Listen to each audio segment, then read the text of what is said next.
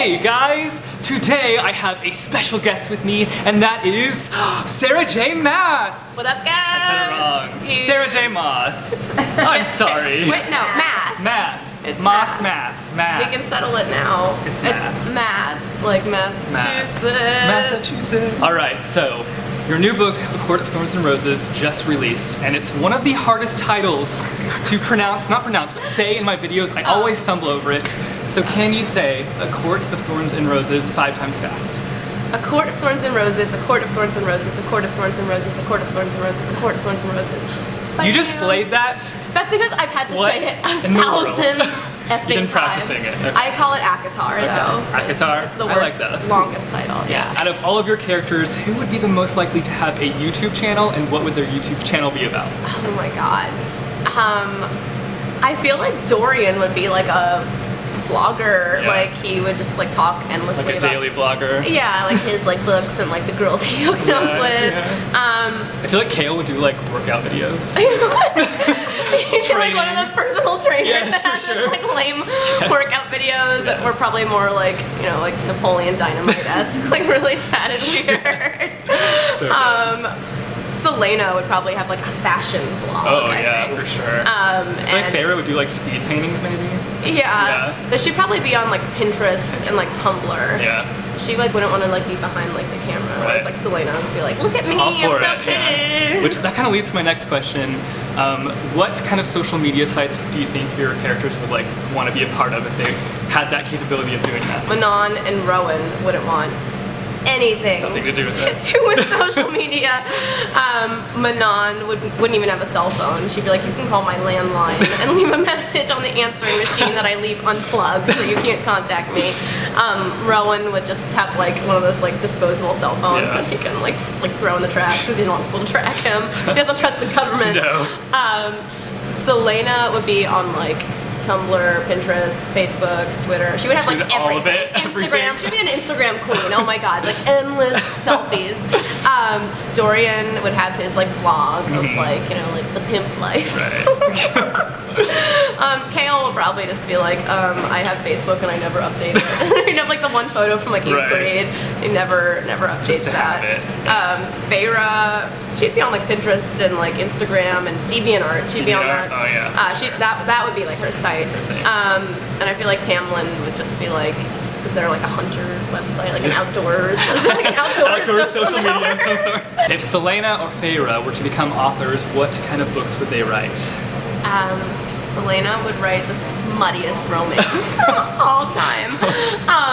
All of it like kind of self-insert where like the girl will be like blonde and like blue-eyed, which now sounds like like I have written self-insert.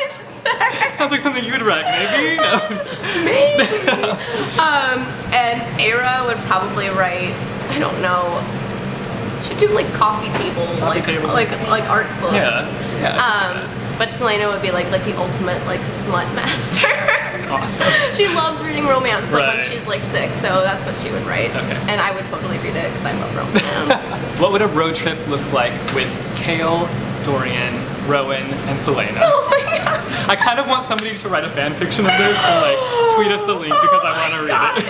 Like my first thought was like it will be like the car has been crashed into a tree Just and exploded. madness. Just madness. Because Rowan got into a fight with like Kale about who would drive, and then Selena wants to drive for like an hour, and then they like Rowan literally just like drives the car into a tree to like just like get them to shut up. Dorian would be stuck in the back. It would be an endless fight for like who gets like shotgun. And I think like Selena would probably call shotgun like 3 days before. And I don't know if she'd want, she's so like, she can be so lazy. She'd be like, all right, like Rowan or Kale, you can drive. Just take care of it. Oh my god. And then they fight over the radio. Yeah. Like, Just constant fighting. Like, yeah, I think like Dorian and Selena would fight over like whose playlist got to be on. Yes. And Selena would win because she's a bad person sometimes. And she would literally just like rip Dorian's like iPod out of the plug and be like, I don't like your like emo music, Dorian. We're gonna listen to some hardcore rap. And then awesome. like Rowan and Kale would just be like, I'm not listening to any of this nonsense that's going on. And then Selena would have to pee like every hour. And all the men would be mad about that. and it would be a horrible road trip. Sounds like a road trip I would not want to go on. I'd like to read about it, but maybe not participate. I'm gonna write fanfic of my own stories. Please do. Please. Do you think Tamlyn or Lucien would ever attend another masquerade after what happened? No. With the mask situation. They're never going to another party. Ever again. Ever again. Parties have been banned from the spring court, especially costume parties. If Selena was in their world, she'd be like really sad. She'd be like, I love a theme party, like 80s party, which is my favorite. They will never, ever put on a mask or a costume. They're done. It's like a good thing they don't have like Halloween in their world, because that'd be banned. No way. Awesome. If there was a zombie breakout and you had the opportunity to bring one of your characters to life and help you take down the zombies, which character would you choose and what would be your plan of action? Let's see. Like, does magic work in this scenario, or would it just be like physical? Yeah, let's go with magic. Yeah. All right.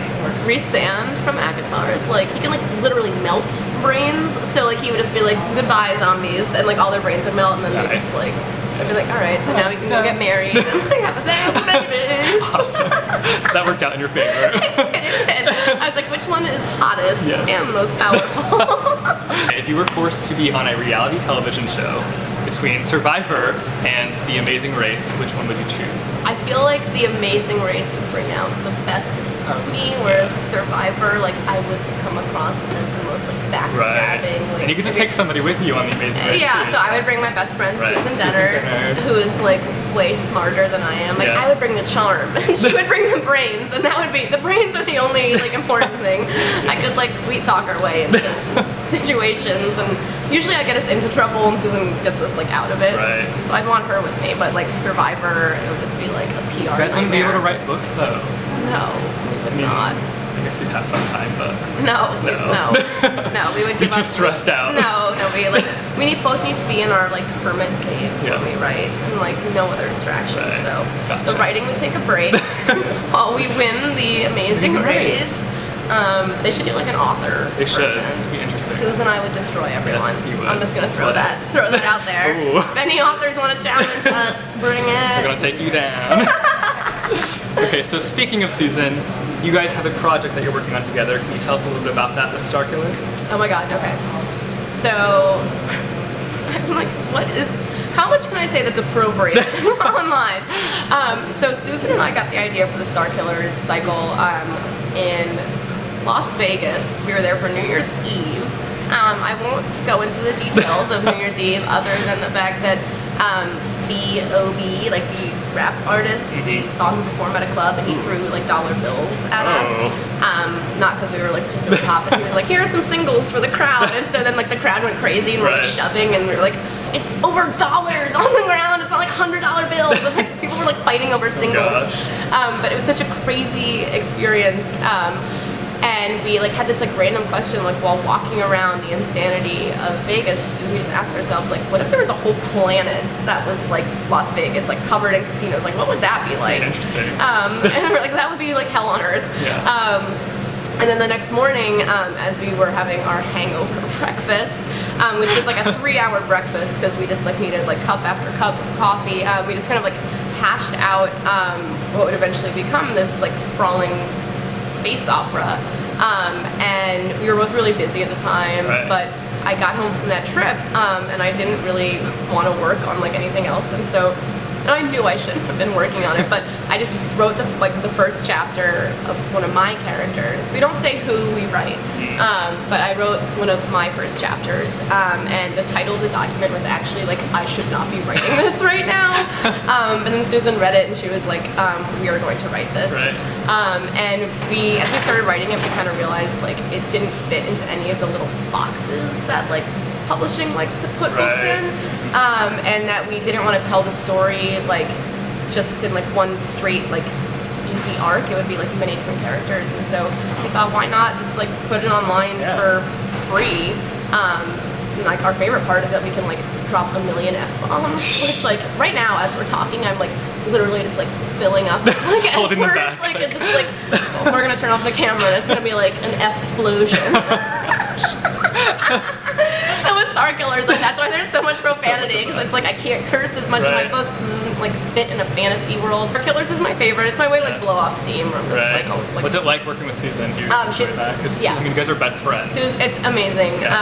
It's just like really cool to send her like a chapter and have her like text me like 5 seconds later being like, holy like bleep bleep bleep. It's amazing. It's just like a kind of like natural like high and like I love just like I don't know, chatting with her and like throwing out like crazy ideas. And like every time we're on the phone, like if we're like saying some stupid story, like we'll be like, let's add that to Star Killers. Like we just were in Atlanta together for one of my events and got room service and like just like all the like taxes like for just like getting room service we were like this is so stupid. It's like, you know, elevator tax, like tied my shoe tax, and we're like let's add this to Star Killers. We're like they go to a hotel and it's just like the stupidest like list of taxes, so like that will be in the story at some point. So everything in our lives, like any weirdness, like me falling before my event yesterday, someone's gonna like take a tumble in front of something and then like it'll be really embarrassing.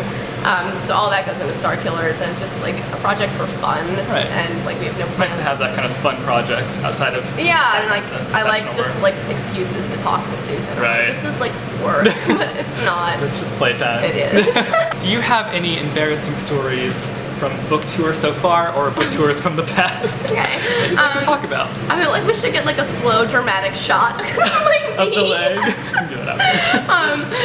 So yesterday at my New Orleans stop, I was getting out of the taxi in front of the bookstore, and apparently New Orleans streets are like wrecked, and they have no plans to ever fix them. Which I think I'm cursed with New Orleans streets because the last time I was there a year ago, I stepped on like a loose cobblestone, and I guess that was the like piss and beer and shit like area of like the city, and so I was covered in like a spray of black. And Susan and my husband were walking with me, and they just went like silent, waiting for me to start screaming. And I just said to them, "Don't say a goddamn word. If you tell me what is on me, I will kill you. I'm not gonna look down." So that was like my first New Orleans street experience.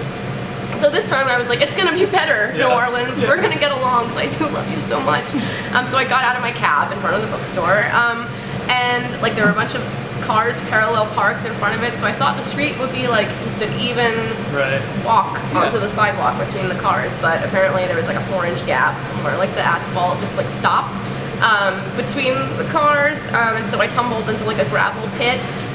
Literally just like my right ankle rolled, and then like the left part of me went down, and my publicist was like walking like between like 2 other cars, and she just like saw me like you're walking, and then I just disappeared. She heard my sad like ow. And then like the bookstore owner like came like running out, and I was like, please just go away. And she was like you're covered in dirt, and she's like, I don't want to like wipe off your butt. And I was like, oh, just like please kill me. So I had to like sit at the event with like my like were you in pain like the whole event? Oh yeah, like I got to the event and I was like, oh my god, like how can I smile? Like I'm in so much pain. Like my leg was propped up, I had an ice pack, my like hands all like bloody. You're a trooper though. That was here. I am here with my like sad knee. That was pretty embarrassing, pretty mortifying. Okay, last question. In 3 words, describe Queen of Shadows. Bloody, steamy, and action-packed with a hyphen. So that's one word. I don't know if a hyphen goes in there. It'll work. We'll make it. To be like hopeful, inspirational. No, sorry. Oh boy. Well, I'm nervous for Queen of Shadows. You should be. Oh gosh. Okay. Well, thank you so much for being here with me today and doing this video with me. So thanks for watching, guys. I will see you soon with a new video. I do this thing where I'm like, hey guys. Can we like both? Do you want to do it with me? Can we like do it so we're like opposites? Yeah, opposites. We like whack. Yeah. I need to scoot this way. Sorry. Just dancing. You're so scared. Just dancing. I'm scared of you. You want to get away from me. I also have an outro where I fling down too. So we just go like, but I don't know how we're gonna do it. We can just go straight. Just go like, goodbye. Awesome. All right. Thank you. Awesome. Thank you so much.